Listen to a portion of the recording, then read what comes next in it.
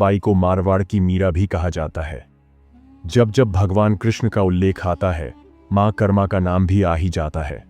वे भगवान की महान भक्त थीं और भगवान श्री कृष्ण उनके हाथ से प्रतिदिन भोग ग्रहण कर भोग की थाली रिक्त कर देते थे।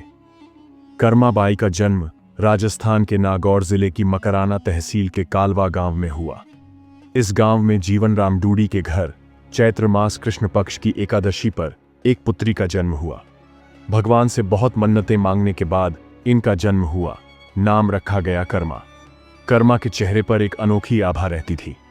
जीवन राम स्वयं धार्मिक पुरुष एवं अनन्य कृष्ण भक्त थे। उन्होंने अपने घर में कृष्ण भगवान का मंदिर बना रखा था। वे प्रतिदिन भगवान कृष्ण की पूजा करते और भोग लगाते तथा भगवान को भोग लगाने के बाद ही भोजन ग्रहण करते। यह उनके घर का नियम था। इसी प्रकार समय बीतता गया। कर्माबाई प्रतिदिन अपने पिता को श्री कृष्ण भगवान की पूजा करते देखती, उनको भोग लगाते देखती। यही सब देखते सीखते कर्माबाई का बचपन बीत रहा था। अतः बचपन से ही उस नन्ही कर्मा में भक्ति भाव के संस्कार थे। इन्हीं संस्कारों के बीच पलते बढ़ते कर्मा 13 वर्ष की हो गई। एक बार जीवन राम को कार्तिक पूर्णिमा स्नान के लिए पुष्कर जाना था। उनकी पत्नी भी उनके साथ जा रही थी। वे कर्मा को भी साथ ले जाना चाहते थे, लेकिन एक समस्या आ गई। उनकी अनुपस्थिति में भगवान को भोग कौन लगाता? इसलिए उन्होंने कर्मा को यह जिम्मेदारी सौंपी और बोले, पुत्री, हम दोनों पुष्कर स्नान के लिए जा रहे हैं। तुम सुबह भगवान को भोग लगाना और उसके बाद ही भोजन करना। कर्मा ने यह जिम्मेदारी सहर्ष स्वीकार कर ली। मां पिता के तीर्थ यात्रा के लिए जाने पर कर्मा ने सुबह स्नान आदि कर बाजरे की खिचड़ी बनाई और पूजा के लिए अपने घर में बने भगवान के मंदिर के समीप आ गई। भोग की थाल भगवान के सामने रखकर हाथ जोड़कर बोली, हे प्रभु, भूख लगे तो भोग लगा हुआ है, आप भोग ग्रहण कर लेना। तब तक मैं घर के और काम कर लेती हूं। इसके बाद कर्मा घर के काम में जुट गई। बीच बीच में वह थाली देखने आती, लेकिन भगवान श्री कृष्ण ने खिचड़ी का भोग ग्रहण नहीं किया। बहुत समय होने के बाद भी जब भगवान जी ने भोग ग्रहण नहीं किया तो कर्मा को चिंता हुई।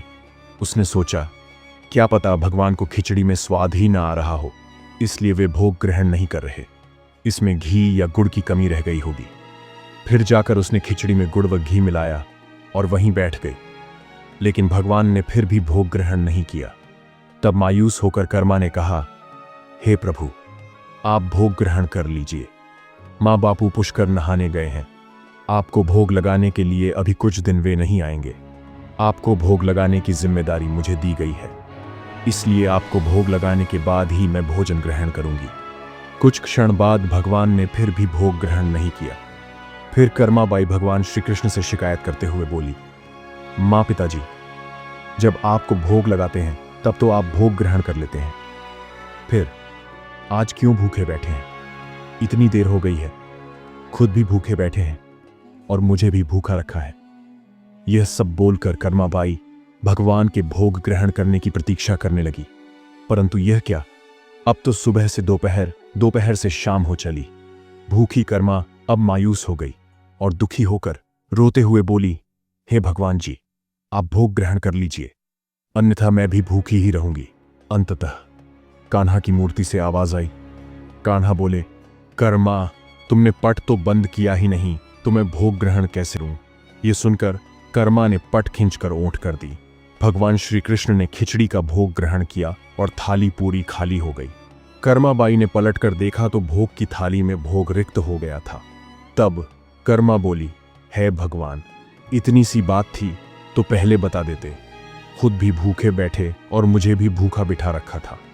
इसके बाद कर्मा ने भी खिचड़ी खाई। अब तो प्रतिदिन कर्माबाई खिचड़ी बनाती और कान्हा जी भी प्रतिदिन भोग ग्रहण करने आते। इसी बीच कर्माबाई ने सोचा कि सबसे पहले कान्हा जी को भोग लगा देना चाहिए। क्या पता उन्हें जल्दी भूख लग जाती हो। घर की साफ सफाई, नहाने धोने के कारण भगवान के भोग में देर हो जाती हो। फिर वह सबसे पहले उठकर बिना किसी कार्य को पूरा करे भोग बनाती और प्रभु को भोग लगा देती। फिर कर्माबाई अपने दिन भर के कार्य करती। कुछ दिनों बाद उसके माँ बापू तीर्थ से लौट आए। आते ही पिता ने अपनी लाडली पुत्री से पूछा, पुत्री, तुमने किसी भी दिन भगवान को भूखा तो नहीं रखा? कर्मा बोली, नहीं पिताश्री, मैंने भगवान जी को प्रतिदिन भोग लगाया। फिर कर्माबाई की माता किसी काम से रसोई घर में गई तो उन्होंने देखा, जाते समय तो गुड्डा का मटका पूरा भरा हुआ था, अब खाली कैसे हो गया।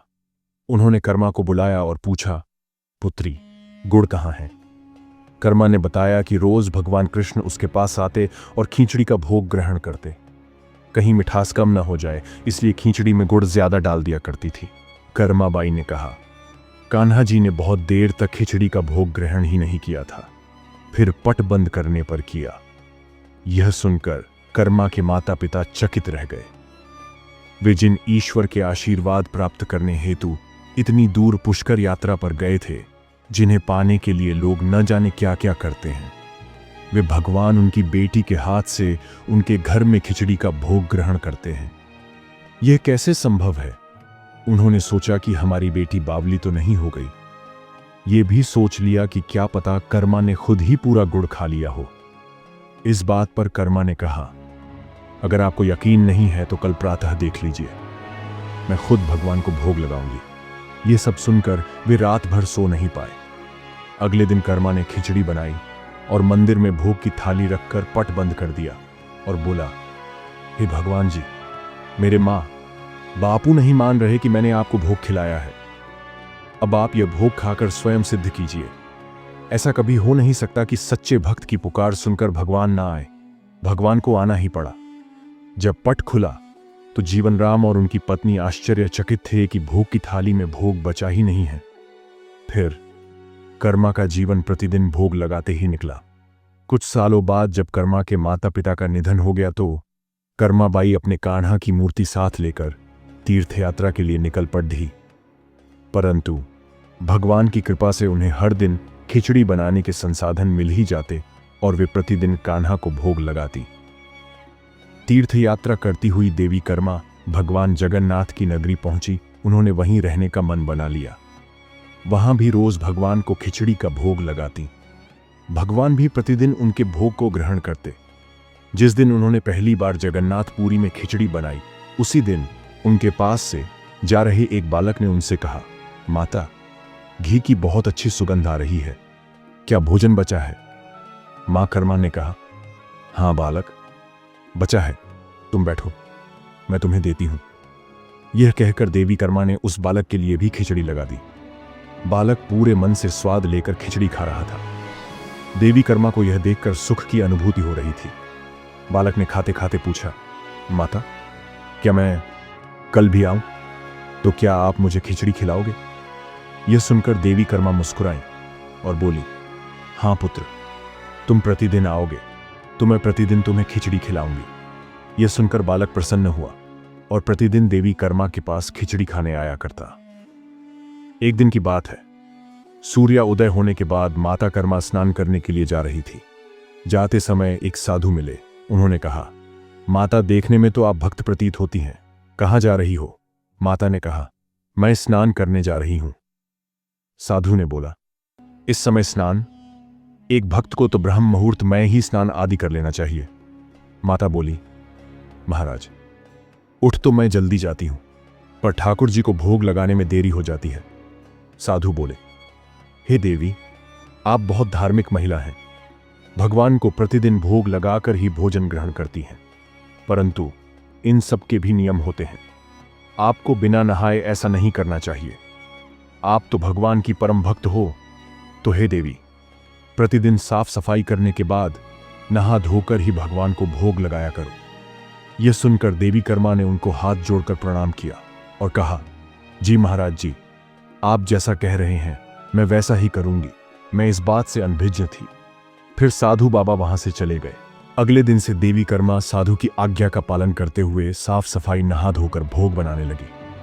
परंतु अब भोग लगाने में देरी हो जाती और जब तक भोग नहीं लगता उस बालक को भी भोजन नहीं मिलता। बालक आकर माता से कहता, माता, देर हो रही है, भूख लगी है, भोजन दो। माता कहती, थोड़ी देर रुक जा छोरे, मैं भोजन दे रही हूं। बालक जल्दी जल्दी खाकर भाग जाता।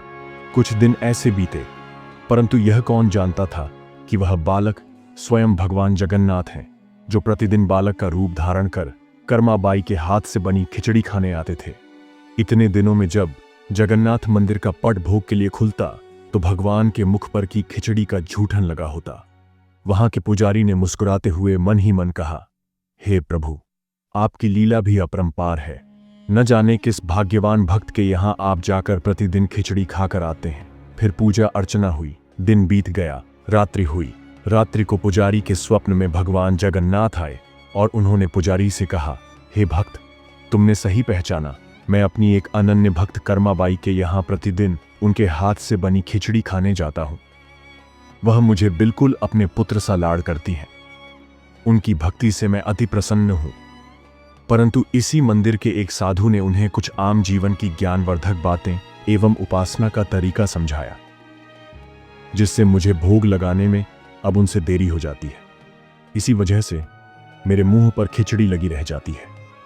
आपने ये सोचा, प्रभु की लीला तो अपरंपार है, वह तो सर्वव्यापी है। एक ही समय अलग अलग स्थान पर हो सकते हैं, परंतु मुख पर खिचड़ी लगाने की लीला उन्होंने इसलिए रची ताकि पुजारी के मन में यह प्रश्न उठे। उस प्रश्न के निवारण में प्रभु पुजारी जी को यह बता सकें कि आम जीवन में हम अपने ज्ञान को जब दूसरे को बताते हैं तो वह सदैव ज्ञान के लिए होना चाहिए, न कि भक्ति के भाव को बदलने के लिए। क्योंकि सांसारिक जीवन के लिए ज्ञान आवश्यक है, ज्ञान महत्वपूर्ण है, परंतु जहां भक्ति होती है वहां ज्ञान का कोई काम नहीं है। भक्ति में भक्त अपने प्रभु के प्रेम में डूबा रहता है। उपासना के कई तरीके हैं, जितने भक्त उपासना के उतने ही तरीके। जब ईश्वर ने ही उपासना के तरीकों पर प्रश्न नहीं उठाया तो किसी को भी किसी और की भक्ति पर प्रश्न नहीं उठाना चाहिए। जो महिला प्रभु को बिना नहाए खाना देती है, उसका भाव सिर्फ इतना था कि मेरे प्रभु को जल्दी खाना मिल जाए, वह भूखे ना रह जाए, और यह प्रेम भाव प्रभु के लिए हर नियम से ऊपर था। इन बातों को सुनकर पुजारी जी ने साधु बाबा को बुलवाकर यह बात कही। साधु बाबा को भी अपनी गलती का एहसास हुआ कि वह भगवान और भक्त के बीच में आ रहे थे, और उन्होंने बिना समय गवाए माता कर्मा के पास जाकर कहा कि हे देवी, आप जैसे प्रभु को पहले भोग लगाती थी वैसे ही लगाइए। मैं आपकी भक्ति नहीं समझ पाया, इसलिए मुझे क्षमा करें। देवी कर्मा ने कहा, जी ठीक है, मैं कल से फिर से उसी समय पर वैसे ही भोग लगाऊंगी। माता कर्मा ने फिर उसी तरीके से भोग लगाना शुरू कर दिया और भगवान के मुख पर खिचड़े का जूठन अब नहीं लगा रहता। ऐसे ही कई वर्ष बीत गए। एक दिन पुजारी ने देखा भगवान जगन्नाथ की आंखों से आंसू बह रहे हैं और वह भोग ग्रहण नहीं कर रहे। तब उन्होंने मन ही मन भगवान से पूछा, हे प्रभु, ऐसा कौन सा अपराध हुआ हमसे कि आपने भोग ग्रहण नहीं किया और आपकी आंखों से आंसू भी बह रहे हैं? प्रभु, यदि हमसे कोई अपराध हुआ है तो हमें क्षमा करें और भोग ग्रहण करें। आपके भक्तजन प्रसाद के लिए प्रतीक्षा कर रहे हैं। फिर क्या था, भक्त वत्सल प्रभु ने प्रसाद ग्रहण कर लिया। फिर स्वप्न में भगवान बोले, पुजारी जी, आज मेरी मां कर्माबाई इस लोक को छोड़कर मेरे निज लोक को विदा हो गई है। अब मुझे कौन खिचड़ी बना के खिलाएगा? कौन मुझे अपने बेटे की तरह लाड़ करेगा? अगले दिन पुजारी ने कहा, प्रभु, मां की कमी को तो कोई भी पूरा नहीं कर सकता, परंतु माता कर्मा द्वारा प्रतिदिन आपको लगाया जाने वाला खिचड़ी का यह भोग उन 56 भोगों से सर्वप्रथम पहले दिया जाएगा। यह प्रथा अनंत काल तक चलती रहेगी। इस तरह आज भी जगन्नाथ भगवान को खिचड़ी का भोग सबसे पहले लगाया जाता है। उसी दिन से भगवान जगन्नाथ के भोग में कर्माबाई की खिचड़ी भी चढ़ने लगी। यह थी भक्त कर्माबाई की कथा और उनके खिचड़ी से जुड़ी प्रभु की लीला।